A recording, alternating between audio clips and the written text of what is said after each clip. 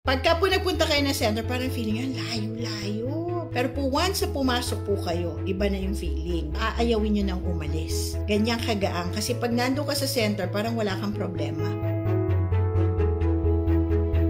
Ganun po kalakas yung energy ng center. Tsaka marami kayong gagawin doon na ritual. Pwede po kayo doon mag-circumambulate. Pwede po kayo doon magpunta sa City Garba Cave. Pwede po kayo mag-sutra reading.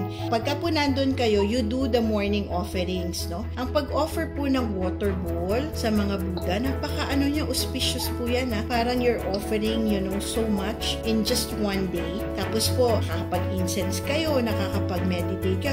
Meron pa po kaming Avalokiteshvara. You offer flower to Avalokiteshvara. Meron po kami na Chenresig. Meron po kaming wealth deities. May 21 Tara. May 5 Jambala po ako. May Ganapati kami. So yan po yung mga magagawa niyo po sa loob po ng center.